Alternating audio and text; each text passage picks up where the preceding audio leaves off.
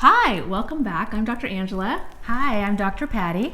We're pretty well, and we're wanting to keep you pretty well too.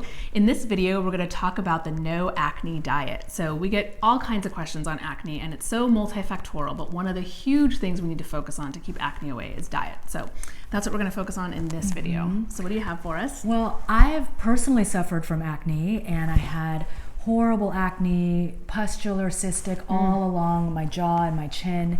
And one thing that we want to point out is that there's a lot of different causes. You know, we're all, as my friend always says, we are all unique snowflakes. So in naturopathic medicine, there's a lot of individual causes, but one of the causes that we both see is gut health. So an overgrowth of candida or yeast, or an overgrowth of the wrong kinds of bacteria. And you know, if you've ever been on antibiotics ever in your life, Which most of us have, that can disrupt the flora and sort of the ecosystem in our gut. And that can definitely contribute to acne and breakouts.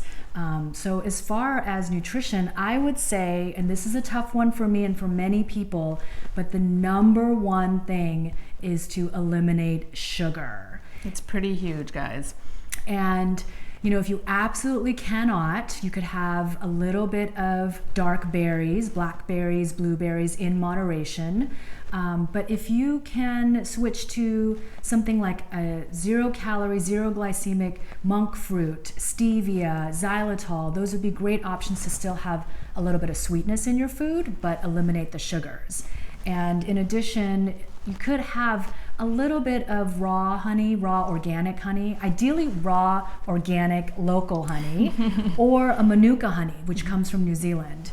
But if your symptoms are really severe, cutting out all sugars, including fruit, temporarily might really make a huge difference. Yeah, and it's because these sugars feed the wrong kinds of bacteria. So we were kind of talking about the antibiotics and how that, you know, shifts things, and then this feeds the wrong kind of bacteria. And so kind of speaking to the sugar thing, I think the thing we really need to also focus on, because we just don't pay attention to this, is even savory tasting foods can turn into sugar. So things like potato chips, things like, you know, cereal grains like rice or tortillas or pasta or crackers. And so this is a thing we don't think about as sugar, but that's all sugar. So really, you know, taking out the refined processed carbs, that would also be in the sugar category. Not to be a buzzkill, but temporarily seemingly healthy grains. If you're eating too much quinoa, too much rice, even though those are great healthy whole grains, they do convert to some sugar in our bodies. So if you're suffering from acne, this may be something that you want to reduce if you can, or even avoid altogether. Yeah, short-term elimination, just to kind of pay attention to what happens when you take out certain categories of food. And gluten, we want to mention as well. So if you can't eliminate grains, definitely the processed grains, crackers, things like that, things that come out of a box or a bag, like we always say. But gluten is a protein that can create more inflammation in the body, and the more inflammation we have, that can exacerbate our acne. Yeah. So a lot of us are very gluten sensitive, so primarily found in wheat, but some of the other grains too, like barley or rye. Right. Yeah. So that's something that you may want to look at or avoid for a little while. Yeah. So next on the avoid list, the big one is dairy. Dairy makes most of us break out if we're prone. So, you know, just being very mindful, you know, and there's definitely a difference in how we digest, you know, certain dairy proteins. But to start with, if you're really struggling with acne, just take all dairy out across the board. And, you know, this isn't forever. No. For some people it is. You know, I have many friends, patients, myself. There are certain foods that I just know my body doesn't like. And I'm okay avoiding those things because I'd rather not have those foods and feel good. But life is life, and you may have it once in a while, and just see how you feel. And if you can just even cut things out temporarily, I always tell patients it's kind of like wearing a cast if you break a leg. You need to give your body a little bit of time to heal. Doesn't mean you have to wear the cast forever. So sometimes just giving our body a little bit of a rest and ability to rebalance is enough.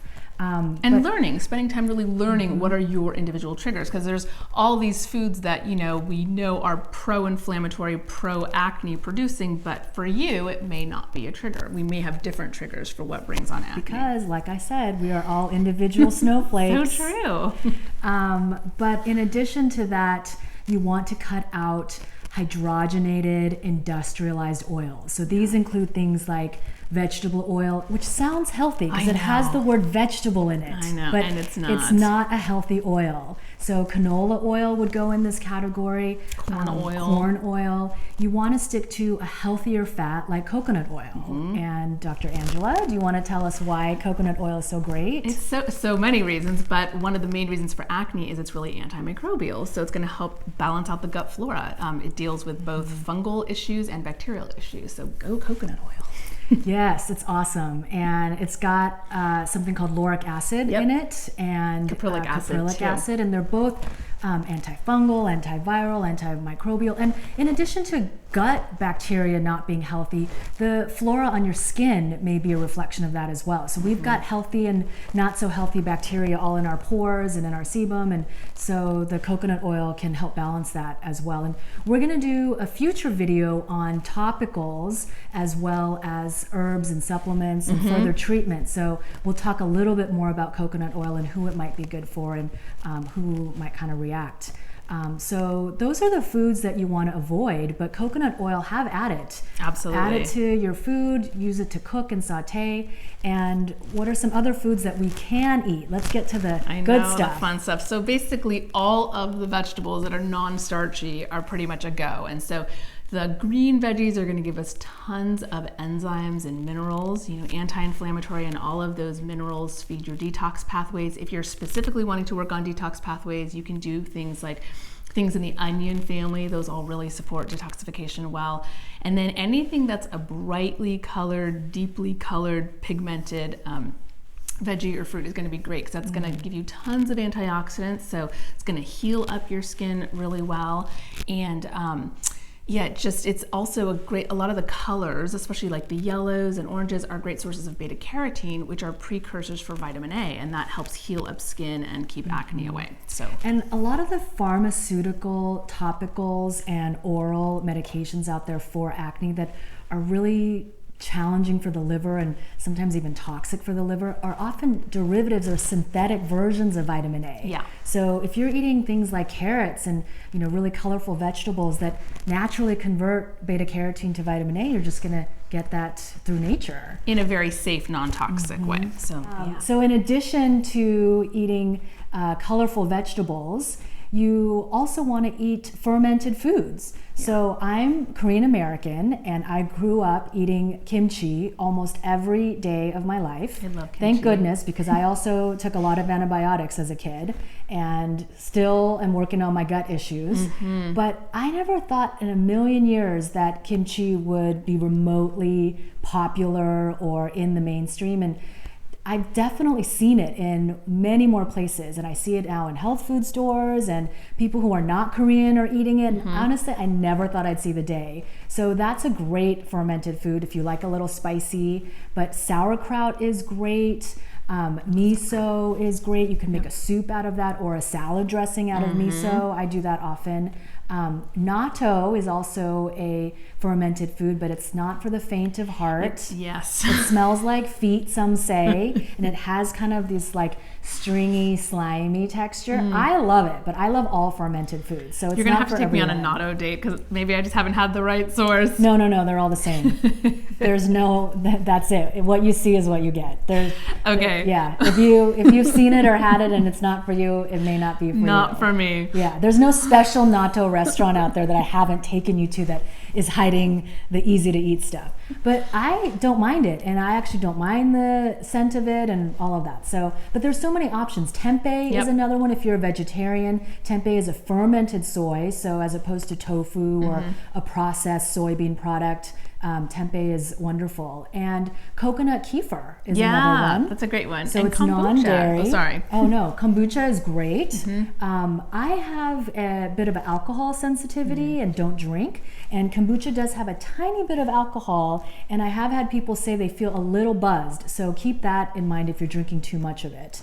But kombucha is wonderful. So those are great options for fermented foods to help feed that good bacteria and create more good bacteria in our gut. All right, so finally, in addition to the specific food categories we were talking about, we want to think about the general umbrella of just really making sure we lower our toxicity load. And we do that by choosing organic foods, prioritizing clean food sources. So this goes for everybody, whether you eat meat or don't, whether you're vegetarian or vegan, we all want to minimize chemical exposure. A special note, if you are vegan or vegetarian, one pitfall that I see often in practice is that, sometimes we just don't think about the ratios of foods, and many times people who are vegan or vegetarian will sometimes have more starch in their diet because they're not eating meats. And so we just want to think about the ratios of really increasing the vegetables, really increasing, some of the fermented foods like we were saying, and perhaps nuts and seeds, but really decreasing the starches since they convert to sugars, and that can really exacerbate acne for most of us. And if you are a meat eater or someone who eats animal protein, which I am, definitely make sure that your beef is grass-fed, organic, that your animal proteins are organic, hormone-free, that your fish is low mercury, eating lower on the fish food chain as much as possible. I personally love sardines and eat a lot of sardines, but if that's not for you, there's other great fish options. So making sure that you're mindful of that. And just, as we talked about before, if our body is toxic or if we have inflammation, where toxicity can lead to inflammation, it's going to exacerbate the acne. Yeah. So just be careful of what you're putting into your body and the quality of the food that you're eating. Yeah, and if you need help with that piece, if some people are not familiar, the Environmental Working Group is a great source to really help understand which, fishes to prioritize and things like that. And we'll put that in the description box, so we'll leave a link for that so you can get a little bit more information. Exactly. We hope this was helpful for you. Please share with us some of the things that you've tried, what's worked for you. Share with the community so we all learn together. Thank you so much for watching, and we will definitely see you back here soon. We love learning and growing with you. We'll see you guys back here soon. Like and share. Thank you.